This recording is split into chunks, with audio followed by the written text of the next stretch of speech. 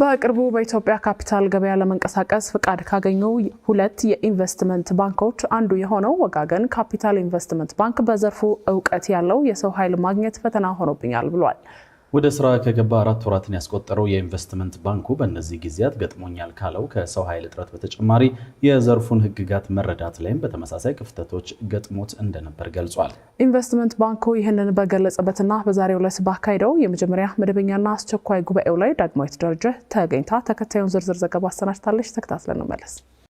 ወጋገን ካፒታል ኢንቨስትመንት ባንክ አክሲዮን ማህበር በኢትዮጵያ በቅርቡ በተጀመረው የካፒታል ገበያ የመጀመሪያው የግል የኢንቨስትመንት ባንክ በመሆን በይፋ አገልግሎት መስጠት መጀመሩ ይታወሳል።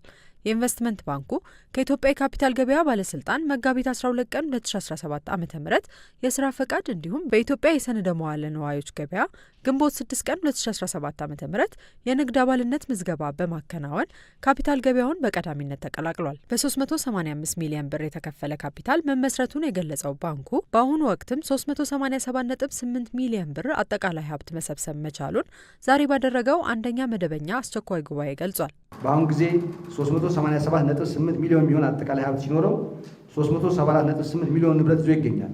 የ10.19 ሚሊዮን የተጣራ ኪሳራ ሪፖርት ያደረገ ሲሆን የ7.9 ሚሊዮን ገቢና የ22.4 ሚሊዮን ወጪ ውጤት ነው። በጅምሩ እንቅስቃሴ ላይ የሚጠበቅ ውጤት ሲሆን ከፈጣን ገቢ ይልቅ ጠንካራና ቀጣይነት ያለው መሰረት በመገንባት ላይ ትኩረት አድርገን እየሰራ እንደሆነ ያሳያል። የካፒታል ገበያ ዘርፍ ለሀገሪቱ አዲስ እንደመሆኑ ወጋገን ካፒታል ኢንቨስትመንት ባንክ የተለያዩ ተግዳሮቶች እንደገጠሙትም በዚሁ ጊዜ አሳውቋል። ከነዚህ ፈተናዎች ውስጥ ደግሞ በዘርፉ ዕውቀት ያለው የሰው ኃይል ማግኘትና ዘርፉ የሚመራባቸውን ሕጎች መረዳት ተጠቃሽ ናቸው ብሏል። ይህ እንግዲህ ለሀገሪቷም አዲስ ነው። ገና የመጀመሪያ ሆነን ከግል ከኛ ጋር ቀጥሎ ያለው የነበረው የዛን ጊዜ ንግድ ባንክ ነበር። ስለዚህ አዲስ በመሆናችን ሕጉን መረዳት፣ እውቀቱን መያዝ፣ የሰው ኃይል ማሰልጠን፣ ኢንፍራስትራክቸሩን ማዘጋጀት፣ እውቀትና ዶክትሬት ማድረግ በጣም ቻሌንጆች ነበሩ። ሆኖም ግን እንዳያችሁት እሱንም ቻሌንጅ ተወጥተን ቅድም ፕሬዘንት ሲያደርጉ የነበሩት ስታፎች እንዳያቻቸው ሀገራዊ እውቀት ያላቸው ስታፎች ተገኝተዋል። የውጭ ሀገር እውቀት እየተላለፈ ፕሮፐርሊ ነው።